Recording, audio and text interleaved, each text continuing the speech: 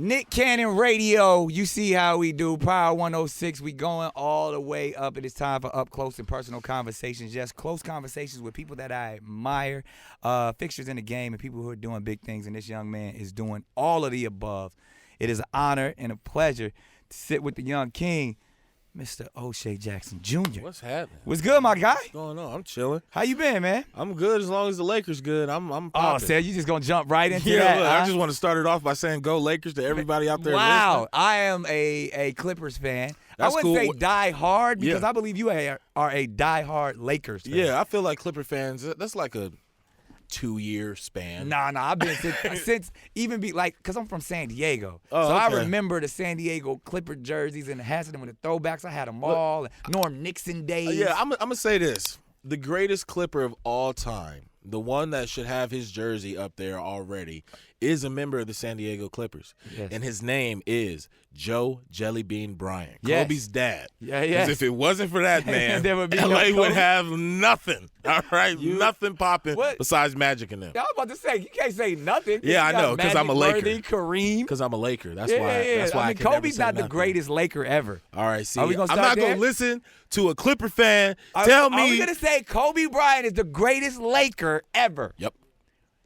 Beyond Magic Johnson. Magic is right there. Okay. But Kareem Kobe, if Abdul-Jabbar. Kobe didn't get that last one against Boston, it's Magic all day.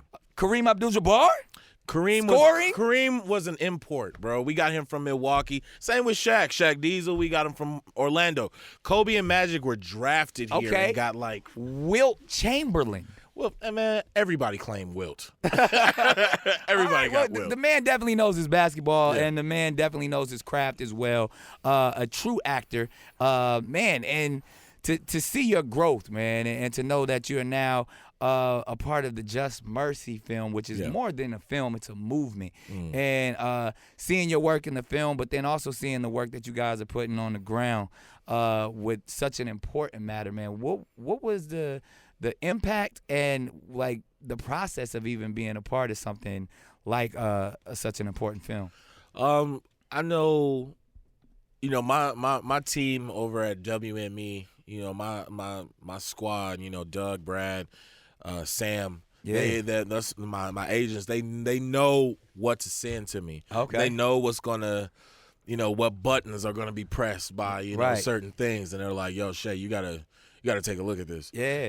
And I looked at the script, and then the part I play in Just Mercy is the part of Anthony Ray Hinton, who's a man who was wrongfully accused of a murder in Yeah. Alabama, and was put on death row for 30 years. Yeah, he spent 28 of them, right? No, he spent 14 in there. Found a ballistic specialist that would prove that he didn't commit the crime. Wow. And all that anyone in Alabama had to do was look at this report, and they didn't for an extra 16. Wow. So he lost his mom while he was in there, And this was for the murder of like some fast food workers, right? Yeah, it was. There was no way that he could have no done it. way he could. He's cutting grass, cutting Right. the grass for his mom, and so it just wasn't. It was impossible. But if you know anything about, I'm not going to say this, but Alabama's not really the dopest place for black people, Especially during that time, because this was in Especially the during 80s. that- I mean, yeah. it's a little bit more progressive as of now. Of course. But back then, and Yeah. when things like forensics were just being introduced, this was all about word of mouth. And we've seen many cases all over this country. And even when you see the film Just Mercy, your story is just one of the stories, and Yeah. then there's Jamie's story, Yeah. Walter McMillian, and then obviously what Michael B. does as the attorney, and to see the interaction of the real life story, but then also to see the interaction that you guys played as actors, man, it felt real. It Yeah. felt like you guys really embodied these people. So how did you go about preparing for it? I just studied Anthony. I was just watching, him speak, different colleges and things like that. And, of course, little pieces of his book and just really trying to grasp what type of dude he was. And he's constantly the light. Yeah. He's constantly lifting people's spirits. And for you to get, you're done so wrong, and you're still able to have that spirit about you speaks to his strength. So that's what I just wanted to do something good for him. He's had so long of being oppressed and having all this drama in his life. I just wanted to be some good for the man. Yeah. And when you get there on set, and you really got to sit in that box, you don't have other actors to bounce off of. Yeah. It really has a sense of being alone. Yeah. And the fact that I could just hear Jamie or hear Rob Morgan through these walls, that's all we had. And to think that that was they every day, it kind of puts everything in perspective for you. Man, and digging a little bit deeper, one of the producers of the film, Scott Budnick, I actually have been doing some work with him since about 2007 in prison reform, and we've been going to the juvenile systems here, and kind of just even so much so that it kind of even changed my life to where getting a degree at Howard University in criminology and going into these prison systems and being a part of the Inside Out programs, to know the severity of pretty much, let's just call it what it is, the modern day slavery that's going on in our country has been going on for so long. Do you feel like you have a closer connection now, or even like being a part of this film and being a part of this movement? I mean, because I've been looking and following the hashtag Just Mercy and seeing like what's been going on with the film being shown in incarceration facilities, and really just it kind of being that flag being waved for like, a lot of these other cases need to be, taking a look at and having, a magnifying glass put on the process of our criminal justice system. Do you feel like now you're a part of that, and it's a more civil duty for you to kind of, be aware of what's going on and kind of do that part? Definitely so.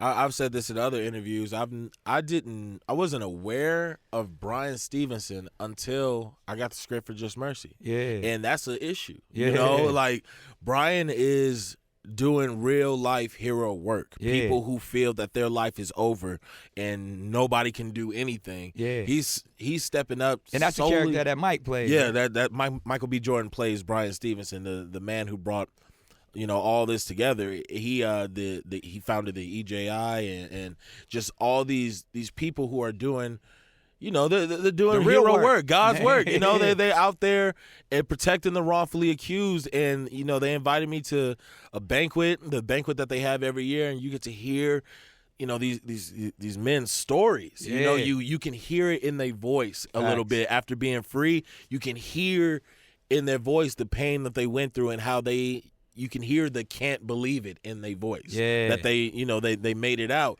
And it's so many people out there that don't get a movie. Yeah. There's so many stories out there that aren't in a book. Yeah. So we want Just Mercy to make the next few Brian Stevensons. Yeah. We got to spark.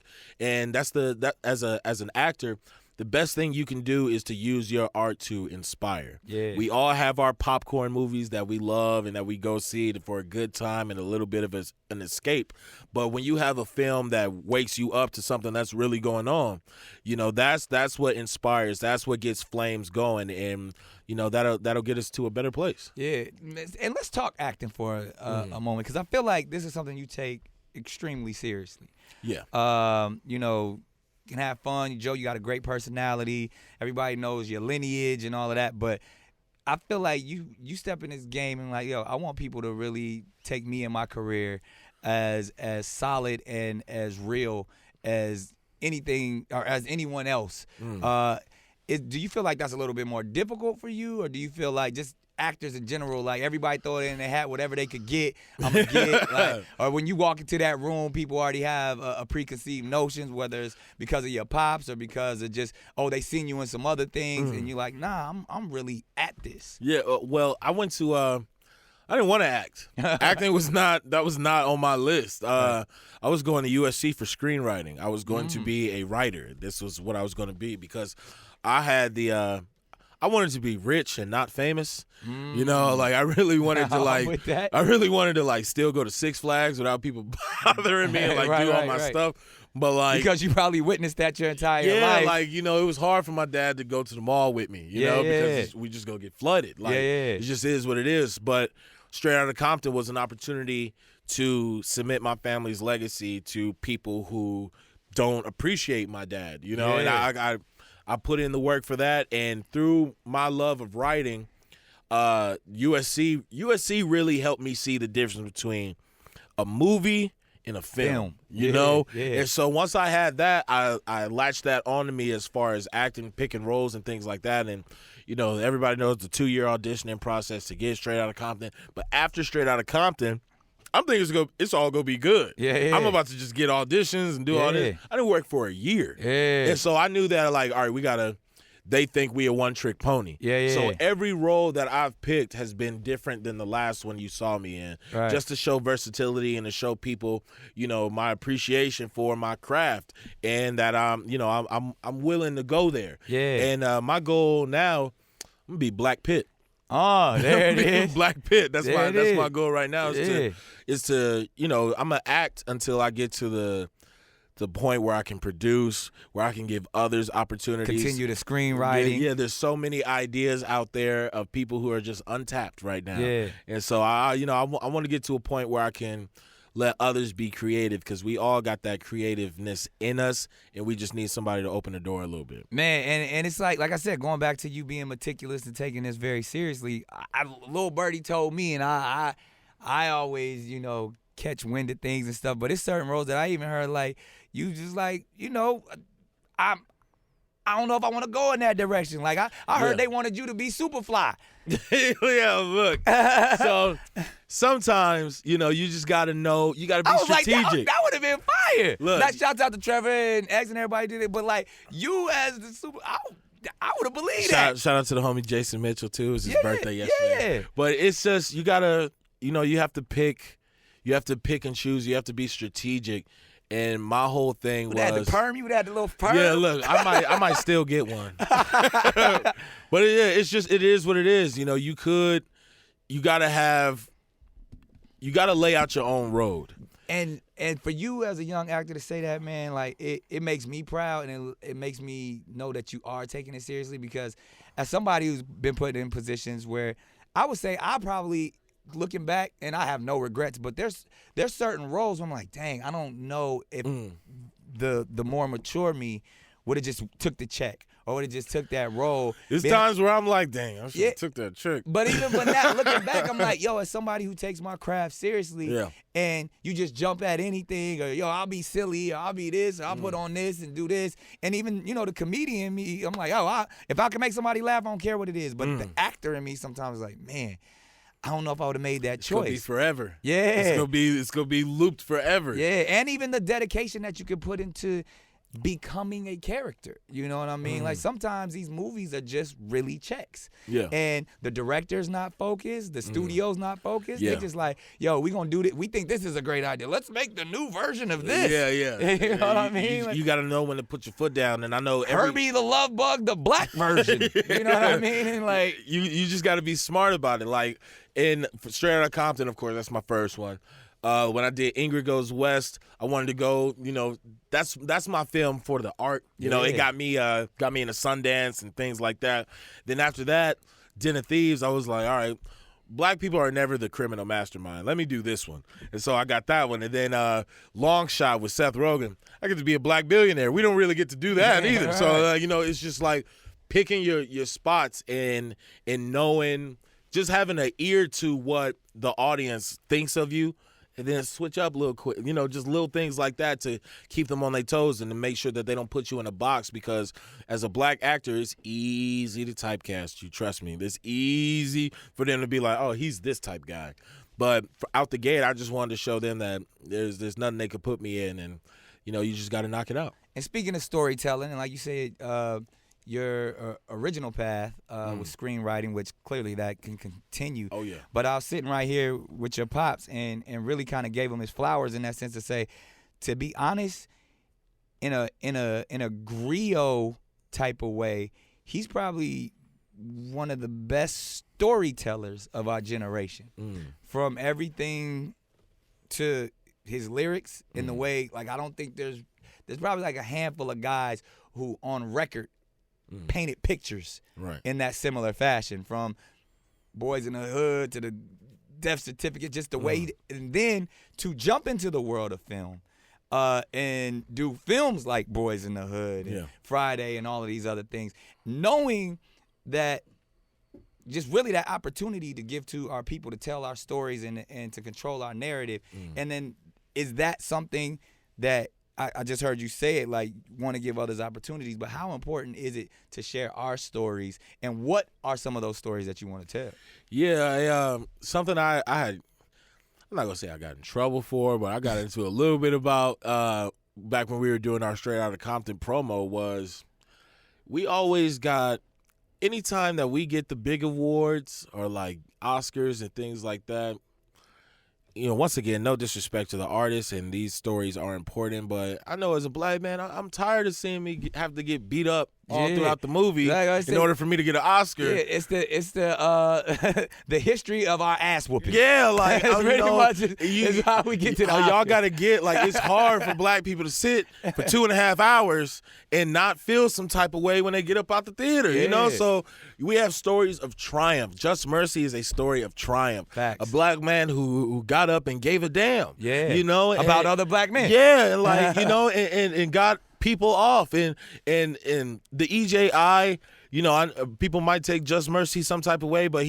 Brian is helping all people of color, all people of all shapes. Yeah. You know, I met a man, white man at the banquet. He had been in prison for 30 plus years. Wow. Another man was in there for 50. Like, damn. These people never been on planes. They never seen a cell phone. They never seen it's things that our heroes work, and that is the story of triumph, you know, and I feel that our people need to see that. I just found out today a black lady invented GPS. Oh, yeah. You know, I didn't know that. And there's so many stories of, like, there's stuff that our people need to just be aware of. Yeah. And the best way to do that is through art, is to give them a visual of it, to see it happen. That's our duty as storytellers. Yeah, that's our job. So, you know, it's my writer side of me is always working.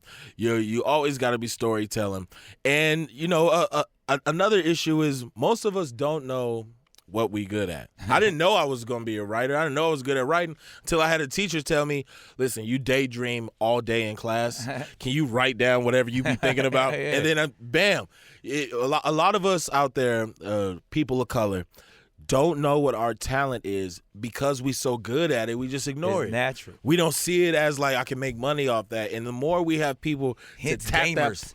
to tap that part of you, then, you know, our people can make some progress out here. Yeah, preach on it. And I mean, I never want to seem like, we're gonna sit here and talk about this is how great we are and this is what we can do. But a fact is a fact. And when you see something like Just Mercy and knowing that, you know, walking out of that theater, everybody has a positive response. I mean, with a 99% rating on Rotten Tomato, and, like, shoot, all my movies never made it past 30. So I know how hard it is to get that on Rotten Tomato, and just knowing people, like, to get that admiration, to be a part of something like that, man, that has to make you feel good. Yeah, it's I remember the first time I saw it, I texted the director, Destin. I hit him immediately. I said, thank you so much for, like, having the meeting with me, you know, wanting me to be a part of this. This is so, like, it made me feel so good. It's a boo-hooer. Yeah. I'm gonna let everybody know you about to be in there a couple times. Yeah, you know. When you think it's a roller coaster, you be like, yeah, man. You think a couple of times. You think it's all good until it ain't. So it's heavy, but it makes you feel so good once you get out of there. That's what making films is about. You know, not just having somebody's attention for 2 hours, but to have their attention once they leave there. Yeah. That they keep thinking about it, that you keep having to talk about it, and Just Mercy is something special. I know people promote movies and say things like that all the time, but it really does trigger something in you that I think we need right now. You know, we need some real life heroes like Brian, and, you know, it was an honor to meet him. It was an honor to meet Anthony. Right. You know, to work with Jamie. You know, me and Mike bonded on the promo tour, but it's one of these. It's gonna be special for the rest of my career. Indeed, man. So speaking of the rest of your career, what's next?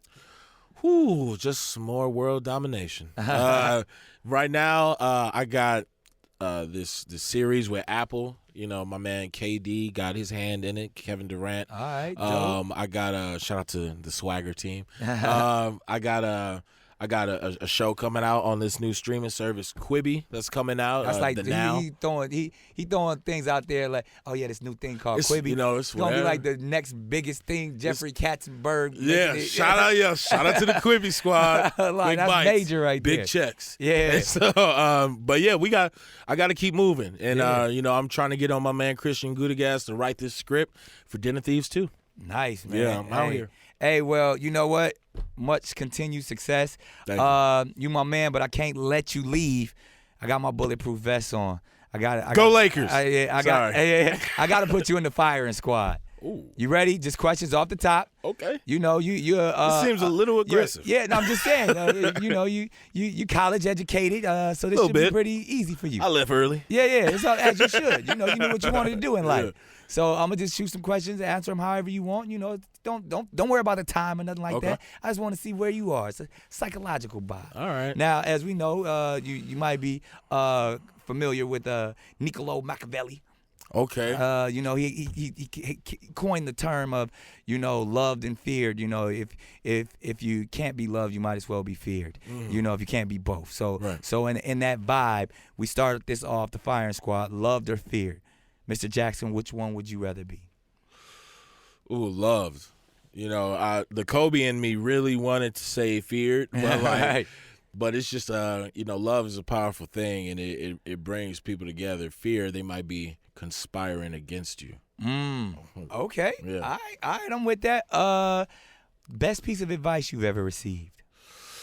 Ooh, probably be from my parents. You know, don't lose shea.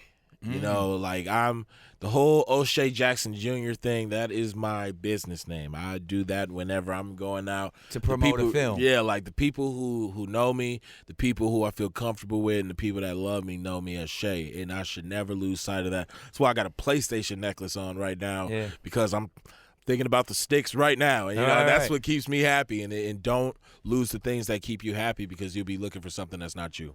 Worst piece of advice you've ever received? Oh God, probably to date this girl in middle school. The worst piece of advice.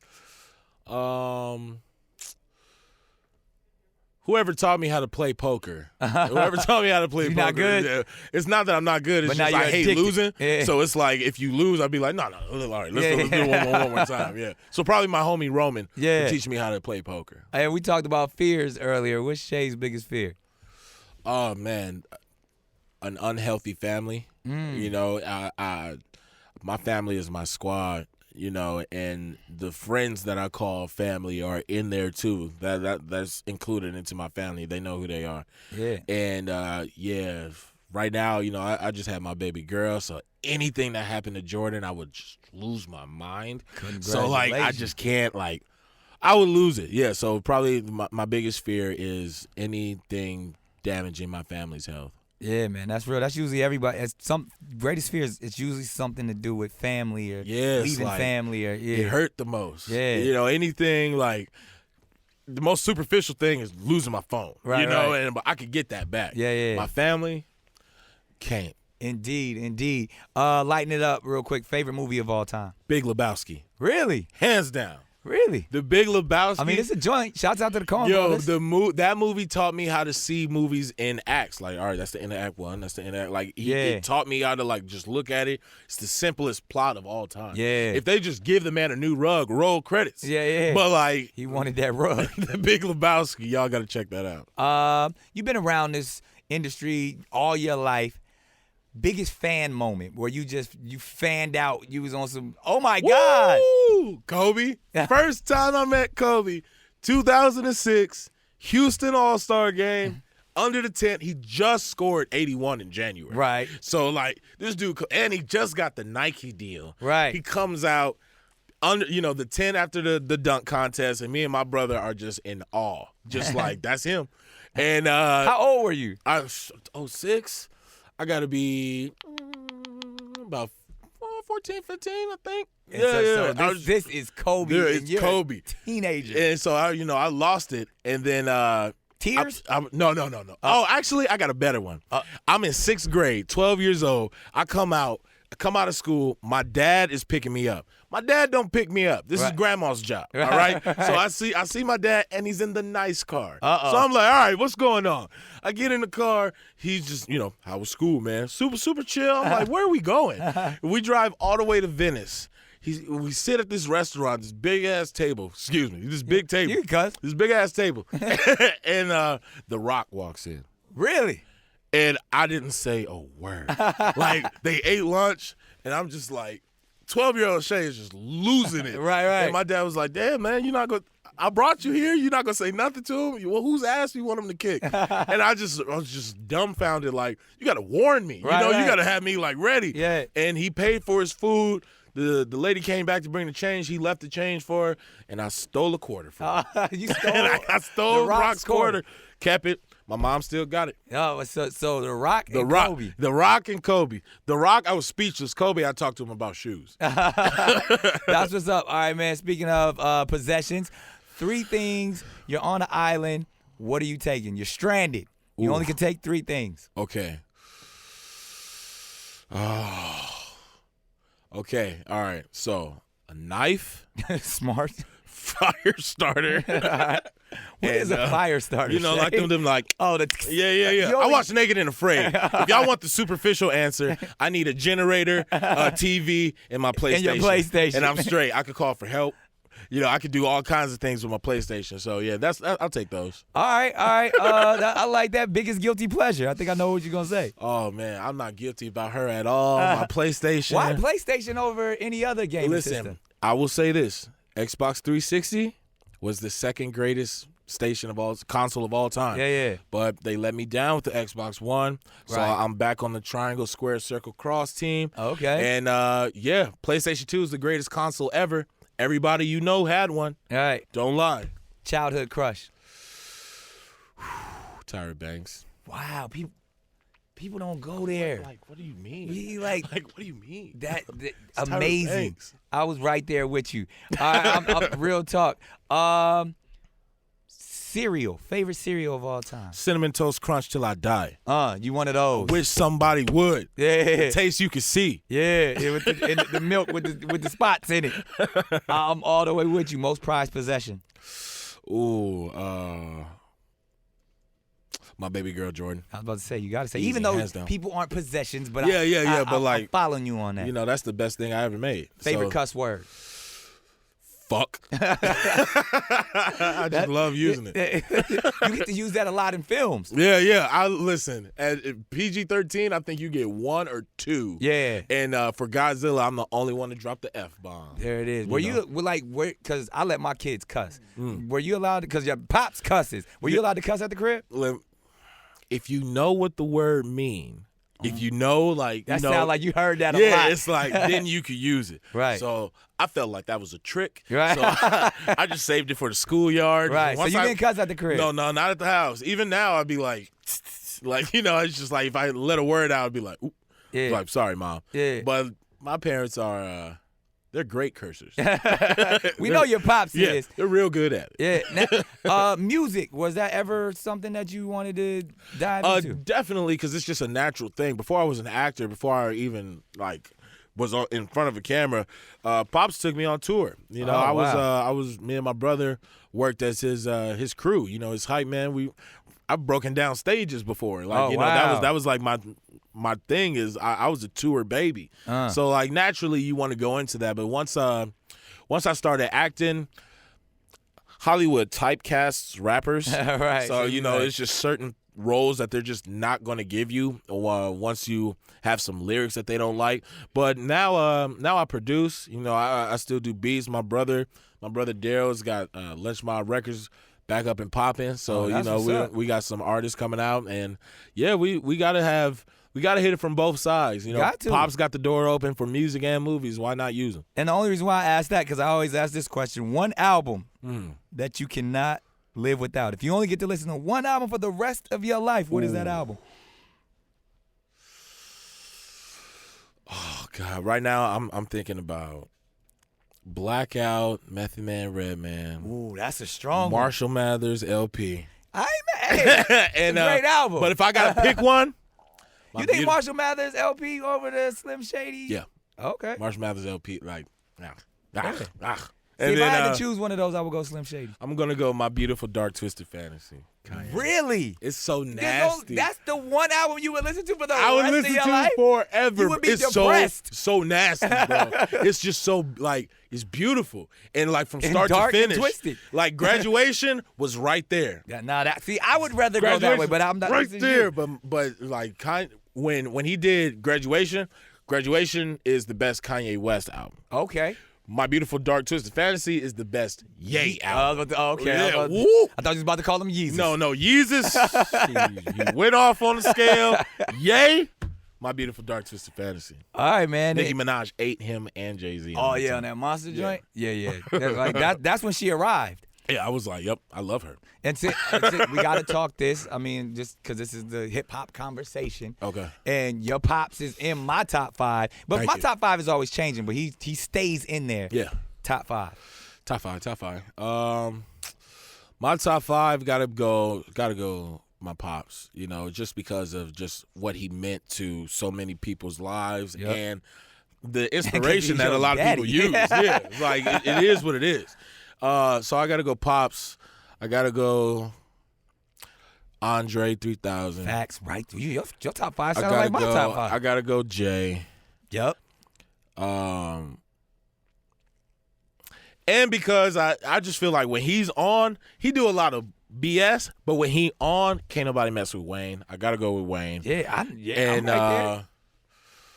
I gotta put him on there, bro. Really? I love that white motherfucker, bro. Really? I love that. Hey, I'm not mad at you because But it is at a point. He's been in my But top 5. he's but monster. it's all about end game for me. I feel that. And I feel that. That's all I'm saying. It's all about end game. Like you But think about the other 4 you named. Yeah, I know. But like when I think of like that's a motherfucker, you have to have him on your side.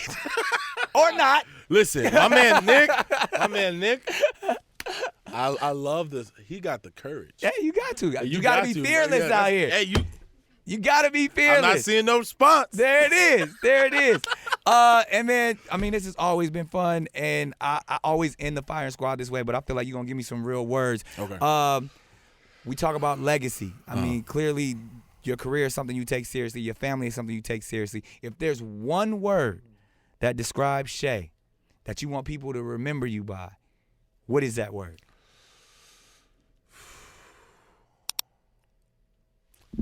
One word? Damn.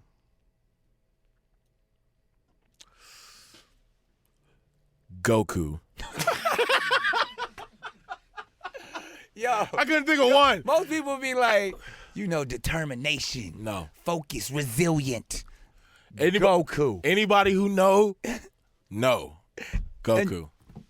Well, there you have it, ladies and That boy gentlemen. Goku right the there. Goku loving, one and only, Shea, a.k.a. O'Shea Jackson Jr. Thank you.